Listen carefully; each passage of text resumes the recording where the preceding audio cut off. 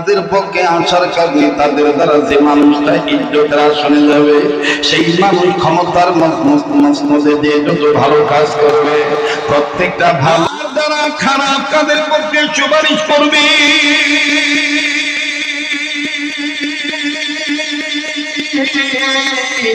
মন্দ লোকের ব্যাপারে যারা সুপারিশ করবে, এদের আমলনামায় খারাপ কাজের বিনিময়ে এই খারাপই পার্সেন্টেজ তাদের আমলনামায় দেওয়া হবে। ভাই জানি জন্য আমি এই কথাকে নকল করে এই আয়াতের অর্থটাকে সামনে নিয়ে আমার নিজে থেকে কাগজ কলম নিয়ে বাজান দে অনেক দিন আগে গত নভেম্বর মাসের আল্লাহ আবার বলে দিয়েছেন, ওয়াকান আল্লাহু আলা কুল্লি শাইইন মুকিতা। আল্লাহ সব কিছু সংরক্ষণকারী। আমি কাকে ভোট দিলাম, আমি কার পক্ষে থাকলাম, আমি কাদের সাথে থাকলাম। আবার দেখেন আমার রাসূলকে আল্লাহ কত জ্ঞানী বানিয়ে দিয়েছেন। রাসূল বলে দিয়েছেন, আল মারউ মা'a মান আহাব্বা, যার সাথে যার মহব্বত তার সাথে তার। মনে রাখবেন, আপনার মহব্বত যদি মমতাজের লগে হয় তাহলে আপনার হাসরে কিন্তু মমতাজের লগে হইব। এটা কথা আসতে কয়। আপনার মহব্বত যদি লালনের লগে হয়, লালন চিনেন? কথা কয় না। লালন রে চিনেন? আমার বন্ধুগণ, লালনের সাথে যদি আপনার মহব্বত হয় তাহলে হাসরে কিন্তু লালনের সাথেই হবে। আর আমি এটা দেখতহীন কণ্ঠে বলতে চাই, দৃঢ়তার সাথে বলতে চাই, বিশ্বাস করি যে মুসলমান কখনো লালনকে ধর্মীয় গুরু মানতে পারে না। মুসলমান কখনো আউল বাউল বয়াতি ফকিরকে পীর মানতে পারে না। মুসলমানদের আধ্যাত্মিক রাহবার কেবলমাত্র শুধুমাত্র একমাত্র জনাবে মুহাম্মদ রাসূলুল্লাহ সাল্লাল্লাহু আলাইহি ওয়াসাল্লাম। কথা বলেন ঠিক কিনা? মুহতারাম হাজিরিন, কোরআনুল কারীমের মাধ্যমে যে সংবাদ আপনাদেরকে শোনানো হলো, আবার বলেন এই কোরআন কার কিতাব? আরেকবার বলেন এই কোরআন কার কিতাব? এই কোরআন যদি আমি মানি তাইলে আমার পক্ষে থাকবেন কে? আর যদি এই কোরআন থেকে মুখটা ফিরিয়ে নেই, আমার বন্ধুগণ, আমার পরিচালক হবেন শয়তান। এ দলিল কোরআনে আছে না নাই? বলেন আছে না নাই? وَمَن يَعْشُ عَن ذِكْرِ الرَّحْمَنِ نُقَيِّضْ لَهُ شَيْطَانًا فَهُوَ لَهُ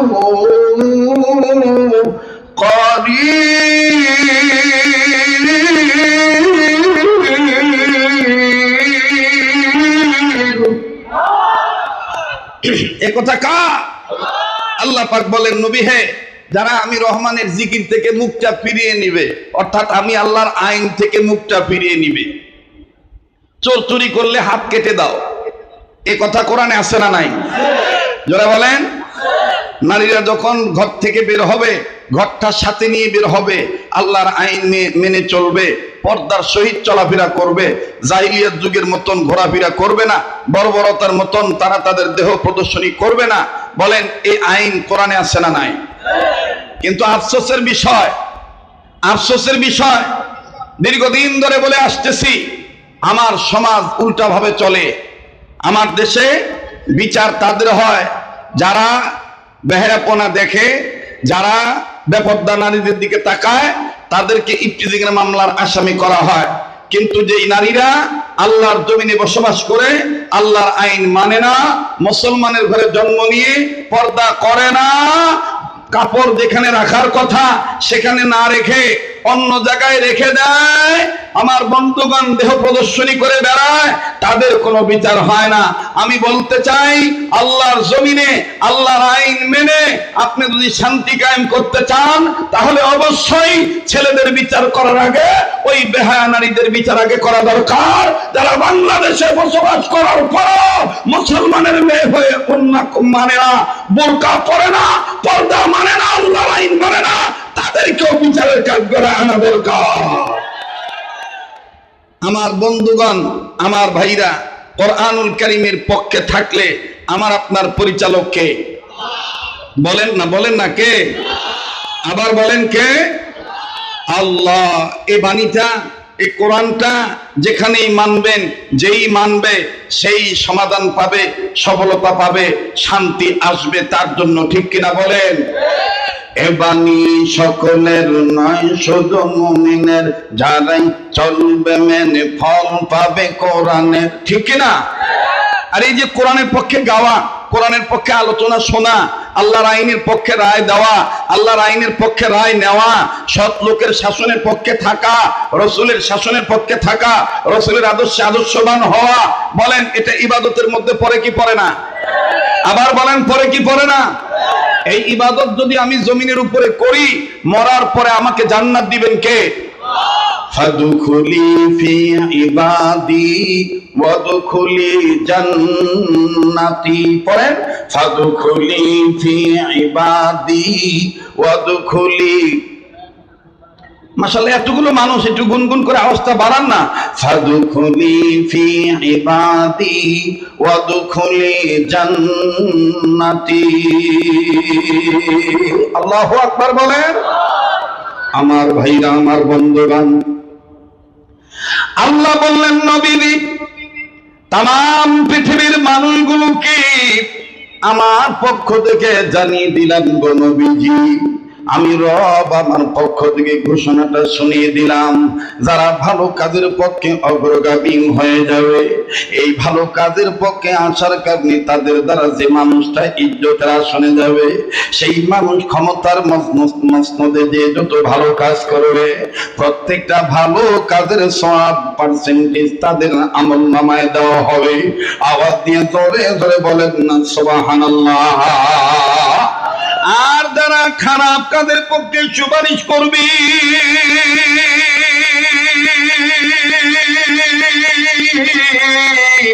মন্দ লোকের ব্যাপারে যারা সুপারিশ করবে, এদের আমলনামায় খারাপ কাজের বিনিময়ে এই খারাপই পার্সেন্টেজ তাদের আমলনামায় দেওয়া হবে।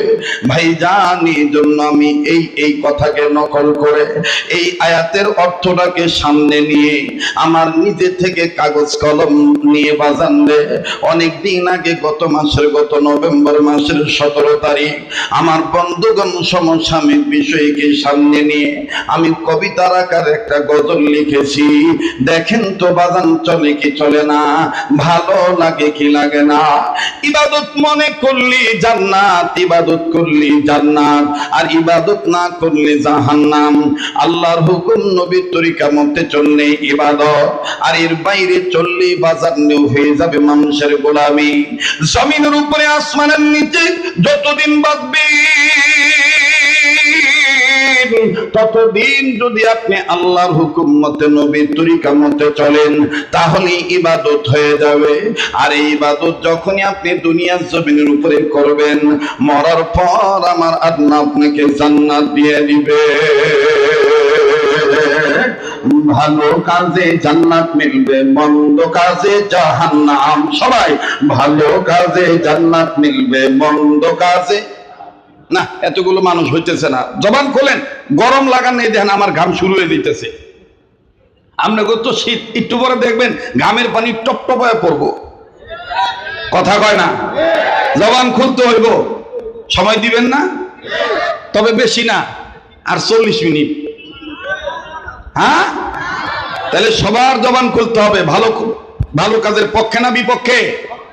তাহলে ইবাদতের পক্ষে সবাই একটু জবান খুলে বলেন না, ভালো কাজে জান্নাত মিলবে, মন্দ কাজে, ভালো কাজে জান্নাত মিলবে, মন্দ কাজে না। হয় না রে ভাই। সামনের ভাইরা চুপ থাকেন দেখি পিছনে ভাইরা কোন গ্রুপে থাকতে চায়, জান্নাতি না জাহান্নামী? ভালো কাজে জান্নাত মিলবে, মন্দ কাজে। মাশাআল্লাহ, মোটামুটি আই। এবার পিছনে বাইরে চুপ থাকেন, সামনের বাইরা, ভালো কাজে জান্নাত মিলবে, মন্দ কাজে। মাশাআল্লাহ, এই তো আওয়াজ বেড়ে গেছে। ভালো কাজে জান্নাত মিলবে, মন্দ কাজে। এবার সামনের ভাইরা, পিছনে ভাইরা, দাঁড়ানো ভাইরা, ব্রিজের উপরে যারা আছেন প্রত্যেকেই সবার স্থান থেকে উচ্চ আওয়াজে বলেন, ভালো কাজে জান্নাত মিলবে, মন্দ কাজে। ভালো কাজে জান্নাত মিলবে, মন্দ কাজে জাহান্নাম। এক শ্রেণীর মানুষ আছে গুনার কাজে সময় পায়, করে না গো নেকির কাম। ভালো কাজে জান্নাত মিলবে, মন্দ কাজে, ভালো কাজে জান্নাত মিলবে, মন্দ কাজে। মানুষ রূপে জন্ম নিয়া জানোয়ার বাপ দেখান, নামাজ রোজা ছাইরা দিয়া চালু রাখছেন বাউল গান। ডরাইতাছে রে। মানুষ রূপে জন্ম নিয়া জানোয়ার বাপ দেখান, নামাজ রোজা ছাইরা দিয়া চালু রাখছেন বাউল গান। আবার নিজের ত্রুটি ঢেকে রেখে, আবার নিজের ত্রুটি ঢেকে রেখে আলেম ওলামার গায়ে বদনাম। ভালো কাজে জান্নাত মিলবে, মন্দ কাজে, ভালো কাজে জান্নাত মিলবে, মন্দ কাজে। কেমন লাগতেছে? মনটা চায় কিছু সময় দেওয়া লিগা। আবার আপনার একটু আগে সামনে আহেন, কাছে নাইলে প্রেম জমে না, ঠিক না? জি, ভালো কাজে জান্নাত মিলবে, মন্দ কাজে। ও বিনীদের বাবারা, আপনারা একটু বলবেন, ভালো কাজে জান্নাত মিলবে, মন্দ কাজে, ভালো কাজে জান্নাত মিলবে, মন্দ কাজে। আল্লাহ তুমি দেখো তো কেটায় কেটে থোতা লড়ায় না, কেটায় কেটে আওয়াজ দেয় না। আল্লাহ আল্লাহ তুমি একটু দেখো আল্লাহ, আমি কোনো অভিযোগ দিলাম না আল্লাহ, কিন্তু এদেরকে বুঝ দাও, হক কথা কইলে তুমি খুশি হও, এটা একটু এদেরকে বুঝ দিয়ে দাও। ভালো কাজে জান্নাত মিলবে, মন্দ কাজে, ভালো কাজে জান্নাত মিলবে, মন্দ কাজে। এক শ্রেণীর মানুষ আছে গুনার কাজে সময় পায়, করে না গো নেকির কাম। ভালো কাজে জান্নাত মিলবে, মন্দ কাজে, ভালো কাজে জান্নাত মিলবে, মন্দ কাজে। টুপি দাড়ি জুব্বা পাগড়ি অনেকে দেখে, উগ্রবাদী মৌলবাদী জঙ্গিবাদী বলিয়া ডাকে, ভাইয়া রাজাকার বলিয়া ডাকে। আবার নির্বাচনের সময় হলে, আবার ভোটের সময় আসলে পরে ধর্মের লেবাস পড়িয়া জনগণকে দেয় যে পাম। এই যে ভোটের সময় আইছে না, দেখবেন কত সভা সমিতিতে আওলাদ করে টুপি মাথায় দিয়ে কইব, আমার যদি আপনারা ভোটে পাস করান তাইলে ঢাকা শহরে যত চিপাগুলি আছে ফাঁকা করে দিন। আরে কথা কয় না আমার বন্ধুগণ, আমার ভাইরা, ওনারা ভোট চাইলে দোষ নাই, কিন্তু হুজুররা ভোট চাইলে দোষ। আবার এক শ্রেণীর মানুষ বলে এখন অনেক জায়গায় এরকম আমাদেরকে বাধা দিয়ে বলে, হুজুররা ওয়াজ করবেন, রাজনীতির কথা বলবেন না। আমি বলতে চাই, যারা এই ধরনের নিয়ত করে বা এই ধরনের কথা বলে যে কোরআনে শুধু কবরের আযাবের কথা আছে, জান্নাত জাহান্নামের কথা আছে, বরকতের কথা আছে, ক্ষমা পাওয়ার কথা আছে, সংবাদের খবর আছে, সংবাদের নিউজ আছে, অথবা সংবাদের আইন আছে, অন্যথায় মানুষের আইন পরিবর্তন করে আল্লাহর আইনের কথা কোরআনে নাই, দেশ কিভাবে চলবে, রাষ্ট্র কিভাবে পরিচালনা হবে এই কথা কোরআনে নাই, ইসলামের রাজনীতি নাই। যারা এই ধরনের চিন্তা চেতনা প্রকাশ করে কোরআনের কথা বলাকে প্রতিবন্ধকতা সৃষ্টি করে, আমি বলতে চাই তাদের নামের আগে যতই আলহাজ থাক, তাদের নামের সাথে যতই মোহাম্মদ যুক্ত থাক, আসলে তারা প্রকৃত মুসলমান নয়, নামের মুসলমান, কামের মুসলমান নয়। কথাটা মনে পড়ে গেল, ওই যে শ্যামবাজার নাকি আছেন একটা, কি বাজার, এনতেনে পাইকারি তেল কিনছে দুই খুচরা বিক্রেতা, মনে করেন সরষের তেল, দুইজনে মিয়া কিনছে, কিনা দুইজনের দোকান পাশাপাশি, তো দুইজনে একসাথে দোকান খুলছে, খুইলা এবার কাস্টমার গো এক দোকানদার ডাক দিতেছে টুপি মাথায় দিয়া, ওই মিয়া আমার দোকানের তেল হইলো খাঁটি তেল, লয়ে যান খাঁটি তেল। তার পাশের দোকানদার কইতেছে, কিরে আমরা দুইজন একসাথে পাইকারি দোকান থেকে তেল কিনে আনলাম। বেটা টুপি মাথায় দিয়ে কেমনে কেউ অট্টা খাটি, তাহলে কি আমারটাও খাটি নি? এবার ও ডাক দিয়ে কয়, কি বে সোলাইমান, তুই টুপি মাথায় দিয়ে যেভাবে করতেছ আমার দোকানে হেন আমারটা খাটি। ফট করে সোলাইমান টুপিটা হাতে লয়ে কয়, এই যে এটা তেল বেচা টুপি। এটা কি বেচা টুপি? কি টুপি? তেল বেচা টুপি। তো ইসলামী আন্দোলনের কর্মীরা 2-3 মাসের লেগে টুপি মাথায় দেয় না, এরা বুঝ হওয়ার পরের তেনে টুপি মাথায় দেয়। ভোট পাইলেও টুপি মাথায় দিব, ভোট না পাইলেও টুপি মাথায় দিব। কথা কোন ঠিক কিনা? কারণ ইসলামী আন্দোলনের ওয়ালাদের পাগড়ি, টুপি, জুব্বা এগুলো তেল বেচা জুব্বা, পাগড়ি, টুপি না, ভোট পাওয়ার ধান্দার টুপি না। এগুলো আল্লাহকে খুশি করার জন্য আল্লাহর আইন মেনে চলে। ভাই রাগ করতেছেন নাকি? ভাই বেজার হইতেছেন? বেজার হলে কিচ্ছু করার নাই ভাই। কি করবো? আল্লাহ ঠান্ডার রাত, আমার তো এমনি ওয়াজ করুন লাগবো। আছেন তো ইনশাল্লাহ? তাহলে আবার একটু তাকবীর লাগান। লিল্লাহে তাকবীর, লিল্লাহে তাকবীর। ভালো লোকের সাপোর্ট দিতে গেলে মামলা হয়ে দিতে পারে, ভালো লোকের পক্ষে আন্দোলন করতে গেলে ঝামেলাও পড়তে পারে। তাই বলে কি বাধা মানা যাবে? অপেক্ষা করবেন। মেঘ দেখে ভয় পাওয়া যাবে না, মেঘের আড়ালে সূর্য লুকিয়ে থাকতে পারে। কথা বলেন আমার বন্ধুগণ। দা গুড নিউজ কাম স্লোলি। ভালো কাজের রেজাল্ট আস্তে আস্তে আসে, আর এই ভালো কাজের রেজাল্ট পেতে হলে একটু ধৈর্য ধারণ করতে হয়, নির্যাতন সহ্য করতে হয়। আমার বন্ধুগণ, আমার বাবাজিরা, সহ্য করলেই ধৈর্যের ফল মিষ্টি বানিয়ে দিবেন কে? ভালোবাসা দিবেন কে? ভালোবাসবেন কে? ইন্নাল্লাহা মা'আস সাবিরিন, ইন্নাল্লাহা ইউহিব্বুস সাবিরিন। সুবহানাল্লাহ। কোন কি বে বোটলা বাড়ি দৌড়ে কে? হে বোটলা বাজান, এগুলো করেন না। মনোযোগী হয়ে কথাগুলি শুনতে দেন। কোন দোকানদার ভিতরে প্রবেশ কইরা পরিবেশটা নষ্ট করার চেষ্টা করেন না। এইটা মনোযোগী হয়ে কথা শুনতে হবে। কথা কোন ঠিক কিনা? ভালো কাজের দিকে আসতে গেলে বাধা আসতে পারে কি পারে না?